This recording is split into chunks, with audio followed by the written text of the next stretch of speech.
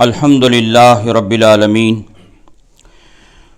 والصلاۃ والسلام علی اشرف الانبیاء والمرسلین اما بعد فاعوذ باللہ من الشیطان الرجیم بسم اللہ الرحمن الرحیم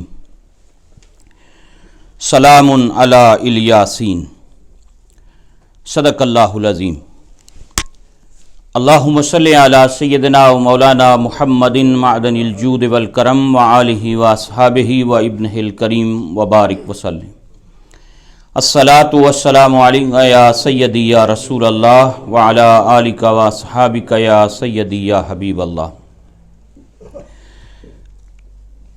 حضرات اہل اسلام، اللہ رب العزت کی توفیق سے آج ہم اللہ کے اس گھر میں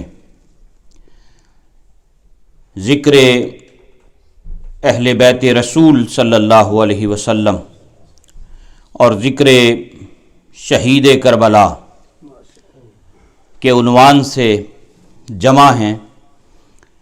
اللہ رب العزت اپنے محبوب کریم علیہ السلام کا صدقہ اس حاضری کو اپنی بارگاہ میں قبول و منظور فرمائے۔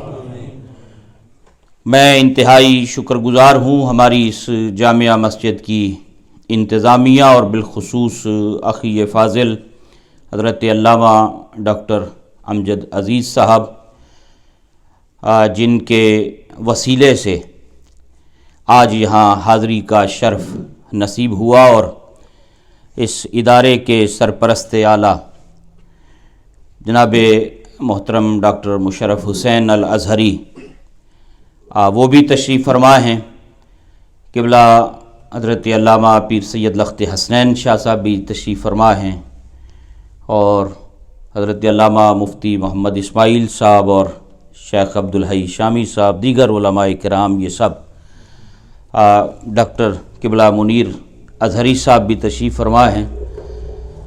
یہ میری خوش قسمتی ہے کہ اتنے اہل علم یہاں جمع ہیں، اور مجھے آپ حضرات کی خدمت میں کچھ گزارشات پیش کرنے کا موقع شرف حاصل ہوا۔ اللہ ان اہل علم کے علم و فضل میں برکتیں عطا فرمائے۔ حضرات، الحمدللہ یہ ایک تعلیم و تربیت کا ذریعہ ہے یہ محفل، اور ایک خوبصورت انداز تلاوت قرآن کے بعد آپ نے اس کی تفسیر محترم جناب ڈاکٹر صاحب سے اس کو سماعت کیا، اور میں یہ سمجھتا ہوں کہ ہماری محافل اب تبدیل ہونی چاہیے۔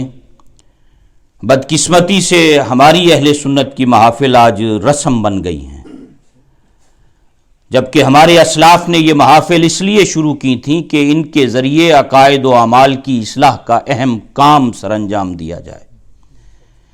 یہ محفلیں اس لیے تھیں کہ یہاں آنے والوں کا تعلق بندگی کا اللہ کی ذات سے مضبوط ہو۔ یہ محافل اس لیے تھی کہ یہاں آنے والوں کا محبت، ادب، پیار، اطاعت اور اتباع کا رشتہ مدینے والے آقا سے مضبوط ہو۔ آج بدقسمتی سے ہماری محافل رسم ہیں، لوگ جیسے آتے ہیں ویسے ہی اٹھ کے چلے جاتے ہیں، کچھ حاصل نہیں کرتے، اور نہ ہم ان مجالس سے جو کام ہمیں لینا چاہیے تھا وہ ہم نہیں لے رہے۔ اس لیے اس وقت کا یہ اہم ترین تقاضا ہے کہ ان مجالس کو عقائد و اعمال کی اصلاح کا ذریعہ بنایا جائے۔ آج اسی سلسلے کی یہ کڑی ہے۔ اب وقت انتہائی مختصر ہے، میں چند باتیں اس حوالے سے آپ حضرات کی خدمت میں عرض کرنا چاہتا ہوں۔ یہ اللہ کا ہم پر کرم اور احسان ہے کہ ہم سرور عالم صلی اللہ علیہ وسلم کی ذات اقدس سے نسبت رکھنے والی ہر شے سے محبت کرتے ہیں۔ ہر وہ شے جس کی نسبت نبی کریم علیہ السلام کی ذات سے ہے، ہم اس سے پیار کرتے ہیں۔ اس کی عقیدت کا چراغ ہمارے سینوں میں روشن ہے۔ اور پھر آج جن شخصیات کی یاد میں ہم جمع ہیں، وہ نفوس قدسیہ ہیں جن کی رگوں میں مدینے کے تاجدار علیہ السلام کا خون دوڑتا ہے، جو رسول کریم علیہ السلام کا پاک گھرانہ ہے جی۔ اور قرآن حکیم نے اس پاک گھرانے کا جا بجا ذکر کیا ہے یہ وہ عظمتوں والا گھرانہ ہے جس کی شان خود رحمان بیان فرماتا ہے۔ آپ نے ان علماء سے بارہا ان آیات کو سنا ہوگا، ان کی تفسیر سنی ہوگی جن میں اللہ کریم نے اپنے محبوب کریم علیہ السلام کے گھرانے کی عظمتوں کو بیان کیا ہے۔ میں نے ایک جو حصہ تلاوت کیا اس کی روشنی میں بھی حضرت عبداللہ ابن عباس رضی اللہ تعالیٰ عنہ نے فرمایا، جب یہ آیہ کریمہ تلاوت ہوئی، سلام علی الیاسین، کہ الیاسین پر سلام ہو، ابن عباس فرمایا لوگوں جانتے ہو وہ الیاسین کون ہیں؟ وہ ہم آل محمد ہیں صلی اللہ علیہ وسلم، وہ ہم آل رسول ہیں، آل محمد ہے۔ اور آج جس دور سے ہم گزر رہے ہیں یہ فتنہ و فساد کا دور ہے۔ میں ایک اہم بات جس کی طرف آپ کی توجہ دلانا چاہتا ہوں وہ یہ ہے کہ لوگوں نے صحابہ اور اہل بیت کی محبت کو تقسیم کر رکھا ہے۔ ایک وہ گروہ ہے جو صرف اہل بیت کی محبت کا دم بھرتا ہے، اصحاب رسول کو چھوڑ دیتا ہے۔ ایک وہ طبقہ ہے جو اصحاب رسول کی بات تو کرتا ہے لیکن اہل بیت رسول کو چھوڑ دیتا ہے۔ یہ اللہ کا کرم ہے اہل سنت پر کہ ہم رسول کریم علیہ السلام کے گھرانے کی محبت کو بھی اپنا ایمان سمجھتے ہیں، ہم اصحاب رسول کی محبت کو بھی اپنا ایمان سمجھتے ہیں۔ ہمارے ہاں ڈویژن اور تقسیم نہیں ہے، ہم دونوں سے محبت کرتے ہیں، دونوں سے پیار کرتے ہیں، دونوں کا ادب و احترام کرتے ہیں۔ اور یہ گھرانہ جس کی شان میں آج ہم یہاں پر جمع ہیں، جن کا ہم ذکر خیر کرنے کی سعادت حاصل کر رہے ہیں، جس گھرانے کی محبت کو اللہ نے ہم پر واجب کیا ہے، لازم کیا ہے۔ قل لا اسألکم علیہ اجرا، اے حبیب صلی اللہ علیہ وسلم آپ ان سے کہہ دیجئے، یہ اعلان ہے جو اللہ نے کروایا ہے زبان رسالت سے، آپ ان سے کہہ دیجئے میں نے تمہیں جہنم کی طرف جانے والے راستے سے پکڑ کر جنت کے راستے پہ چلایا، بتوں کے سامنے جھکنے والوں کو خدا کی چوکھٹ پہ جھکنے والا بنایا۔ میں اس تبلیغ رسالت کا تم سے کوئی بدلہ طلب نہیں کرتا، الا المودۃ فی القربى، صرف اتنا کہتا ہوں میری اہل بیت سے محبت کرنا، میری عطرت کا خیال کرنا، میری آل کا خیال کرنا۔ یعنی آپ اندازہ فرمائیں یہ اعلان کروایا نا اللہ کریم نے۔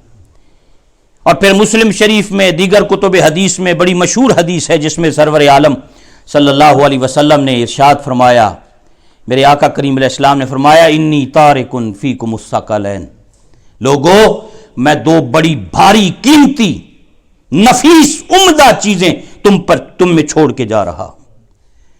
لوگو اگر ان دو چیزوں کو تم نے مضبوطی سے تھام کے رکھا کبھی گمراہ نہیں ہوگے۔ یہ دو چیزیں ایسی ہیں جو ایک دوسرے سے اعلیٰ ہیں، یہ دونوں ہمیشہ ساتھ جڑی رہیں گی، کبھی جدا نہیں ہوگی حتیٰ کہ یہ حوض کوثر پر میرے پاس نہ آ جائیں۔ انی تارک فیکم الثقلین، لوگوں دو چیزیں قیمتی ہیں، تھام لوگے کبھی گمراہ نہیں ہوگے۔ صحابہ نے پوچھا آقا وہ کیا ہیں؟ فرمایا کتاب اللہ و عطرتی اہل بیتی، ایک اللہ کی کتاب ہے، ایک میرا پاکیزہ گھرانہ ہے۔ ان دونوں کو اگر تھام لیا کبھی، اللہ اکبر۔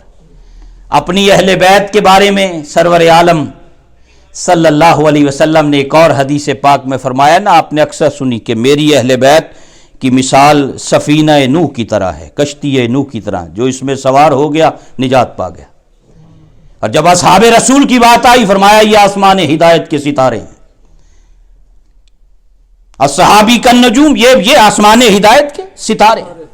امام راضی نے یہاں پر بڑی خوبصورت بات کہی، آپ نے فرمایا دیکھو پچھلے زمانوں میں اور آج بھی یہ حقیقت ہے کہ لوگ جب سفر کرتے ہیں تو دو ہی چیزوں کے محتاج ہوتے ہیں، ایک سواری کے محتاج ہوتے ہیں، ایک سیٹ نو کے محتاج ہوتے ہیں، نیویگیشن سسٹم کے محتاج۔ منزل مقصود تک پہنچنے کے لیے پوسٹ کوڈ ڈالنا پڑتا ہے، بندہ اپنی منزل پہ پہنچ جاتا ہے۔ جی پچھلے زمانوں میں کشتیوں میں لوگ سفر کرتے تھے، کیملز پر سفر، اونٹوں پہ سفر، سواریاں چلتی تھیں، نیویگیشن سسٹم نہیں تھا، آسمان کے ستاروں کو دیکھ کر لوگ اپنی منزل تک پہنچا کرتے تھے، ستاروں سے رہنمائی لیتے تھے، یہاں سے ادھر، ادھر سے ادھر چلتے ہوئے فلاں جگہ پہنچیں گے، ان ستاروں کو فالو کرتے ہوئے فلاں جگہ پہنچیں گے۔ آج تو نیویگیشن سسٹم آ گیا، پچھلے بزرگ جانتے ہیں ستاروں کو دیکھ کر لوگ رہنمائی لیتے تھے۔ امام راضی کہتے ہیں لوگوں، نبی پاک علیہ السلام نے فرمایا اہل بیت کی محبت کی کشتی میں بیٹھ جاؤ، ان آسمان ہدایت کے ستاروں سے رہنمائی لیتے رہو، منزل مقصود تک پہنچ جاؤ گے، منزل مقصود تک پہنچ جاؤ گے۔ اور نبی کریم علیہ السلام نے بار بار، جو علماء موجود ہیں، سرور عالم صلی اللہ علیہ وسلم نے متوجہ کیا، ہمیں بار بار متوجہ کیا، کوئی وجہ ہوگی نا، کوئی معاملہ تھا، کوئی نگاہ نبوت دیکھ رہی تھی کچھ۔ سرور عالم صلی اللہ علیہ وسلم نے فرمایا انی لکم فرتن وانی اوصیکم بعطرتی خیرا، لوگو میں تمہارے لیے فرت ہوں، میں تمہیں وصیت کرتا ہوں میری آل کے ساتھ نیکی کرنا، میری آل کا خیال کرنا۔ کہیں فرمایا میں تمہیں ڈراتا ہوں اللہ سے میری اہل بیت کے بارے میں، کہیں ڈرانے کی بات کی، کہیں نیکی کی بات کی، کہیں وصیت کی بات کی اپنی اہل بیت کے بارے میں، کیونکہ یہ جو کچھ ہونا تھا، واقعہ کربلا، یہ سب نگاہ نبوت کے سامنے تھا۔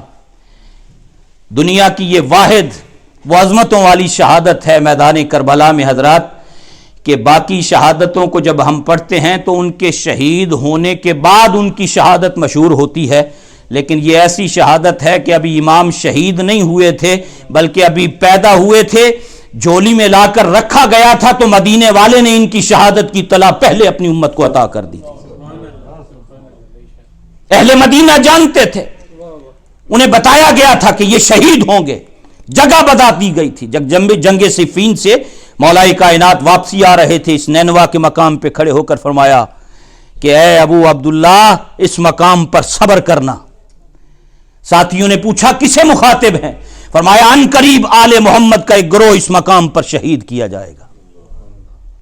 یہ ایسی شہادت تھی جو معروف تھی، مشہور تھی۔ سرور عالم صلی اللہ علیہ وسلم نے فرمایا انی اوصیکم بعطرتی خیرا، میں فرت ہوں، انا فرتن، میں تمہارے لیے فرت ہوں اور تمہیں وصیت کرتا ہوں۔ فرت کہتے ہیں آگے جا کر کسی شے کا انتظام کرنے والا، قافلہ پیچھے آ رہا ہے، کوئی بندہ پہلے گیا جا کے سارا بندوبست کر رہا ہے، رہائش کا، کھانے کا، پینے کا، اسے فرت کہتے ہیں۔ یہ حضور کریم علیہ السلام کے وصال مبارک کے حوالے سے آپ نے بارہا سنا ہوگا کہ حیاتی خیر لکم و مماتی خیر لکم، میری زندگی بھی خیر ہے، میرا وصال بھی خیر ہے۔ وہ وصال کس لیے خیر؟ فرمایا اس لیے کہ میں تمہارے لیے فرت ہوں، تم بعد میں آؤ گے، میں آگے جا کر تمہارے لیے شفاعت کا سامان کرنے والا ہوں، میں آگے تمہارے لیے انتظام کرنے والا ہوں جی۔ اور میں نے میلاد شریف میں بھی عرض کی تھی یہ بات شاید یہاں، کہ وہ جب قبروں سے اٹھیں گے نا تو سب سے پہلے نبی پاک علیہ السلام کی قبر کھلے گی، باقی دنیا بعد میں اٹھے گی۔ چاہیے تو یہ تھا حضور بعد میں آتے، دنیا پہلے قبر سے نکلتی، معاملہ الٹ ہوگا۔ مہمان خصوصی بعد میں آتا ہے جب حال بھر جائے، چیف گیسٹ، لیکن وہاں ایسا نہیں ہوگا، سب سے پہلے سرکار میدان حشر میں باہر آئیں۔ یہ فرت جو سرکار نے فرمایا میں فرت ہوں تمہارے لیے، کیوں؟ علماء کہتے ہیں اس لیے کہ جب دنیا پریشان حال قبروں سے نکلے گی نا، تو جب مٹی جھاڑتے ہوئے اٹھ کر سب سے پہلے نگاہ سرکار کے چہرے پہ پڑے گی تو دل کو تسلی ہو جائے گی کہ شفاعت کرنے والا پہلے موجود ہے۔ ہر نظر کانپ اٹھے گی محشر کے دن، خوف سے ہر کلیجہ دہل جائے گا، اوڑھ کر کالی کملی وہ آ جائیں گے، سارے محشر کا نقشہ بدل جائے گا۔ حضور نے فرمایا انا فرتن وانی اوصیکم بعطرتی خیرا، وصیت کرتا ہوں میری اہل بیت کے ساتھ، میری آل کے ساتھ نیکی کرنا۔ حضرات الحمدللہ ہم صحابہ سے بھی محبت کرتے ہیں، ہم اہل بیت سے بھی محبت کرتے ہیں، کبھی اس میں تقسیم نہیں کرتے، فرق نہیں کرتے کہ یہ ایک کی محبت لے لی دوسرے کی چھوڑ دی، نہیں۔ چونکہ آج سوشل میڈیا پر طرح طرح کا طوفان بدتمیزی مچا ہوا ہے، عجیب ایک طوفان ہے، عجیب ایک جھگڑے ہیں، لڑائیاں ہیں، فساد ہیں، اہل بیت کے نام پر، اصحاب رسول کے نام پر۔ اور میں یہ بھی آپ حضرات سے گزارش کروں گا، یہ اہل علم بیٹھے ہیں، جب بھی رہنمائی لینی ہے سوشل میڈیا سے رہنمائی نہیں لینی، ان اہل علم سے رہنمائی لینی، ان کے پاس بیٹھنا ہے، ان سے پوچھنا ہے کہ عقائد اہل سنت کیا ہیں، معمولات اہل سنت کیا ہیں، ہمارے اسلاف کا طریقہ کیا ہے، ہمارے بزرگوں نے ہمیں کون سے اصول دیے ہیں۔ ان اہل علم سے رہنمائی لینی ہے جن کی زندگیاں رسول کریم علیہ السلام کا دین پڑھتے ہوئے پڑھاتے ہوئے گزری ہیں۔ آج نوجوان نسل کنفیوز ہو جاتی ہے جب یہ چیزیں سوشل میڈیا پر ایک عجیب طوفان ہے، کوئی ادھر گروپ بندی، کوئی ادھر گروپ بندی، اور عجیب نظریات اور عجیب عجیب باتیں روز نئی سننے دیکھنے کو ملتی ہیں۔ اس لیے ہمیشہ اہل علم سے رہنمائی لینی ہے، گوگل مفتی کی کوئی ضرورت نہیں ہے، جو فزیکل علماء موجود ہیں ان سے رہنمائی، یہ وقت کا تقاضا ہے۔ تو یہ بات ہمیشہ ذہن میں، کبھی ہمیں یہ بات فراموش نہیں کرنی، دلوں سے نہیں نکالنی کہ ہم اصحاب رسول سے بھی محبت کرتے ہیں، ہم نبی کریم علیہ السلام کی اہل بیت سے بھی محبت کرتے ہیں۔ اللہ اکبر۔ اور پھر میں امام علی مقام رضی اللہ تعالیٰ عنہ آپ کے حوالے سے ایک بات یہ بھی عرض کرنا چاہوں، کیوں آپ تشریف لے کر گئے؟ جی، آپ کا جو مدینہ منورہ سے جانا تھا کربلا، اس میں ایک بہت بڑا لیسن سبق ہمارے لیے موجود ہے۔ آج ہمارے ہاں رواج اور ٹرینڈ یہ بن گیا ہے کہ جو اصل فکر تھی امام علی مقام کی، اس کو ہم نے فراموش کر دیا، اس کو ہم نے بھلا دیا۔ ہمارے ہاں کامیاب خطیب وہ ہے جو سب سے زیادہ رلائے قوم کو، اور جو سب سے زیادہ رلائے ہم سمجھتے ہیں یہ خطیب بڑا اعلیٰ عرفہ ہے جی۔ اور جو فکر ان کی تھی، جو ان کا کام تھا، جس مشن کی خاطر امام حسین نے کربلا کا سفر اختیار کیا، وہ اس کو ہم نے بھلا دیا، فراموش کر دیا۔ اللہ اکبر۔ امام علی مقام رضی اللہ تعالیٰ عنہ جب تشریف لے جا رہے تھے تو آپ نے فرمایا میں ایک مشن اور ایک کاز کی خاطر جا رہا ہوں، اگر اس میں کامیاب ہو گیا اپنے رب کا شکر ادا کروں گا، اگر بظاہر حالات پلٹا بھی کھا گئے تو صبر کروں گا۔ ایک مشن کی خاطر جا رہا ہوں، ایک کاز کی خاطر جا رہا ہوں، حق کی خاطر جا رہا ہوں، باطل کو دفع کرنے کی خاطر جا رہا ہوں۔ کیونکہ یزید کی جو حکومت تھی، جو اس کے طور طریقے تھے، وہ آپ سب نے بارہا علماء سے سنے، غیر شرعی اس کی عمارت تھی، اس کی حکومت تھی، جو اس کے معاملات تھے، ڈکٹیٹرشپ تھی، بیت المال کا ناجائز استعمال تھا، جو بات نہ مانے اس کی گردن کاٹ دو، ظلم و ستم تھا، ظلم و تشدد، جو آمریت کے اندر جو کچھ ہوتا ہے وہ موجود تھا۔ امام علی مقام اپنے نانا کے حکم پر وہاں سے چلے، بلکہ حافظ ابن کثیر نے لکھا، ایک بات آپ نے یہ بھی کہی، مجھے خواب میں میرے نانا نے ایک کام کرنے کا حکم دیا ہے جس کو پورا کرنے کے لیے جا رہا ہوں۔ ان کا حضور سانو ہی دسو خواب کی ہے؟ فرمایا نہ کسی کو بیان کیا ہے، نہ آئندہ کسی کو بیان کروں گا۔ سلطان العارفین نے اس کا ذکر کیا اپنے اشعار میں، آپ نے فرمایا عاشق سوئی حقیقی جیڑا، عاشق سوئی حقیقی جیڑا، قتل معشوق دے مننے ہو، عشق نہ چھوڑے مکھ نہ موڑے، توڑے سہ تلواراں کھنے ہو۔ عشق نہ موڑے، عشق نہ چھوڑے مکھ نہ موڑے، توڑے سہ تلواراں کھنے ہو، جتول ویکھے راز ماہی دا لگے اسے بننے ہو۔ جتول ویکھے راز ماہی دا لگے اسے بننے ہو، سچا عشق حسین علی دا باہو، سر دیوے راز نہ بننے ہو۔ فرمایا یہ کسی کو راز بتانا نہیں ہے، یہ مجھے میرے نانا نے ڈیوٹی لگائی ہے، کاز کی خاطر جا رہا ہوں، کامیاب ہو گیا شکر ادا کروں گا۔ ہم جو دینی جماعتوں کے لوگ ہیں، جو لوگ دین کا کام کرنے والے ہیں، ان کے لیے ایک بڑا رہنما اصول موجود ہے، فاعل حقیقی اللہ کی ذات ہے، مؤثر حقیقی اللہ کی ذات ہے، جد و جہد کرنا ہمارا کام ہے، اس میں تاثیر پیدا کرنا رب کا کام ہے۔ اپنی جد و جہد اخلاص کے ساتھ بندہ جاری رکھے، کوشش کرتا رہے اصلاح کی، حق کی آواز بلند کرتا رہے، چاہے تنہا ہو لیکن حق کی خاطر کھڑا ہو۔ فرمایا جا رہا ہوں، کامیاب ہو گیا شکر ادا کروں گا، بظاہر حالات پلٹ گئے صبر کروں گا، اور پھر صبر بھی ایسا کر کے دکھایا کہ کائنات میں اس کی مثال نہیں ملتی ہے۔ ابھی آپ نے سنا نا، ڈاکٹر صاحب اس کی تفسیر بیان کر رہے تھے، وَلَنَبْلُوَنَّكُمْ بِشَيْءٍ مِّنَ الْخَوْفِ وَالْجُوعِ وَنَقْصٍ مِّنَ الْأَمْوَالِ وَالْأَنفُسِ وَبَشِّرِ الصَّابِرِينَ، یہ ابھی وہ ساری چیزیں فرمایا ہم آزماتے ہیں، کبھی اس چیز سے آزمائیں گے، کبھی رزق میں کمی کر کے، کبھی پھلوں میں کمی کر کے، کبھی اولاد میں کمی کر کے۔ اللہ اکبر۔ اہل ایمان ہمیشہ آزمائے، کربلا والے بھی آزمائے گئے، سلام ہو سیدہ کے لال تیرے صبر پر اور تیری آزمائش پر، تو نے صبر کی وہ مثال قائم کی کہ کائنات میں مثالیں نہیں ملتی ہیں۔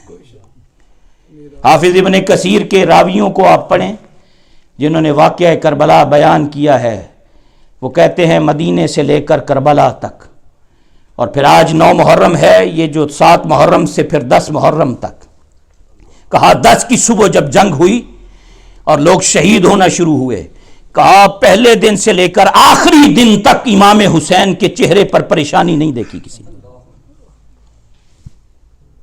پریشانی نہیں تھی، بلکہ 10 محرم کو جب وہ خود اپنے ہاتھوں سے اپنے ساتھیوں کی لاشیں اٹھا کر خیموں کے قریب لا کے رکھتے تھے، تو جو بھی لاش اٹھا کے رکھتے تھے نا اس طرح تکتے تھے، کہتے تھے باری تعالیٰ اگر تو اس میں راضی ہے تو حسین بھی اس میں راضی ہے۔ اللہ کی رضا پہ راضی رہنا، مشکل آ جائے تو خدا کی چوکھٹ پہ جھکنا، پریشانی دکھ تکلیف بیماری آ جائے تو لو اس رب سے لگانا، یہ تعلیم دی امام علی مقام نے ہمیں، یہ سبق دیا امام حسین نے۔ آج ہمیں تو تھوڑی تکلیف آ جائے گلے شکوے شروع اسی رہ گئے ساں، اس لیے اے سانو ہی آنی سی، اے مصیبت ساڑھے تے ہی ٹوٹنی سی، اس قادر دے ہتھ ڈور اساڈی باہو جے میں رکھے سو رہیے ہو، بندہ ہر حال میں رب کی رضا پہ راضی رہے۔ آج معاشرے سوسائٹی کے اندر ہم دیکھ لیں ہم کہاں کھڑے ہیں، ہم کہاں کھڑے ہیں، یعنی جس کو بھی لاتے آسمان کی طرف تکتے، کہتے باری تعالیٰ اگر تو اس میں راضی ہے تو حسین بھی اس میں راضی ہے، سید الصابرین۔ بلکہ ایک تعریف علماء نے یہ لکھی، وہ فرماتے ہیں صابر اسے کہتے ہیں کہ مشکل سے مشکل گھڑی میں بھی اس کے معمولات عبادت میں فرق نہ آئے،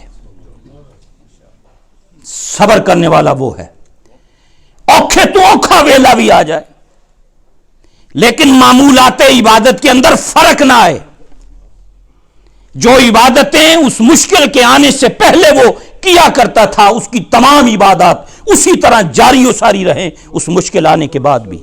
فرمایا وہ ہوتا ہے صبر کرنے والا۔ اور کبھی اس تعریف پہ پرکھ کر دیکھیں نبی کے نواسے کو میدان کربلا میں جی۔ اور آج 9 محرم ہے، کل یہاں 10 ہے، یہ جو رات تھی یہ ساری رات امام علی مقام کی مصلی پہ گزری تھی، قیام کرتے ہوئے گزری تھی، سجود کرتے ہوئے گزری تھی جی، اللہ کی بارگاہ میں سجدہ ریزیاں کرتے ہوئے گزری امام علی مقام رضی اللہ تعالیٰ۔ 25 حج، عبادت سے تو ویسے ہی بڑی محبت تھی، 25 حج پیدل فرمائے آپ نے۔ حضرت عبداللہ بن زبیر نے جب آپ کی شہادت کے بعد کوفیوں کو مخاطب کر کے فرمایا تھا ظالموں تم نے ایسے شخص کو شہید کیا جو دن میں روزے رکھتا تھا، جس کی راتیں مسلوں پہ بسر ہوتی تھیں،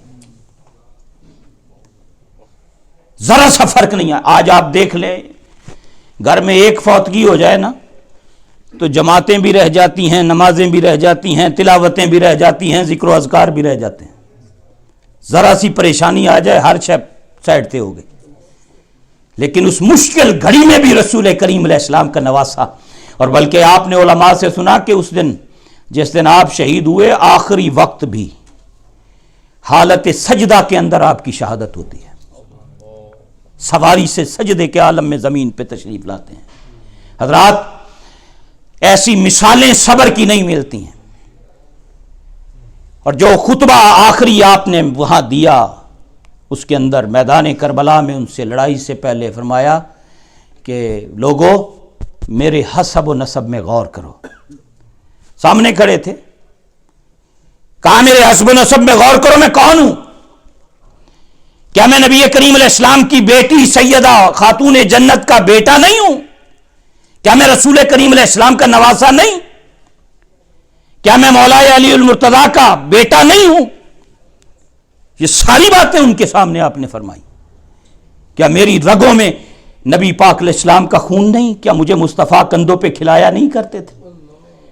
آج تم میرے جان کے دشمن ہو، کیا میں نے کسی کو زخمی کیا ہے جس کے بدلے تم مجھے زخمی کرنا چاہتے ہو؟ میں نے کسی کو نقصان پہنچایا؟ لیکن یہ ساری باتیں سن کے وہ کھڑے ہوئے تھے، ٹس سے مس نہیں ہوئے، کسی بات نے ان پہ اثر نہیں کیا۔ کیوں؟ کہ بزرگوں کا ادب و احترام ان کے سینوں سے نکل چکا تھا، مال و دنیا کی محبت میں گرفتار تھے. اللہ اکبر. اور حضرات بلکہ یہ علماء موجود ہیں، اگر آپ کبھی پوچھئے سنیے وہ باتیں، یہ جتنے بڑے بڑے لوگ تھے میدان کربلا میں آپ کو شہید کرنے والے، ان کو ابن زیاد نے دنیا کا لالچ اور حکومتوں کا چکر، گورنریوں کے لالچ، یہ سب کچھ دیے اور وہ ایسے اس کی محبت میں گرفتار ہوئے کہ سب کچھ کرنے کو تیار ہو گئے. وہ پتہ بھی تھا کہ یہ حق پر ہیں.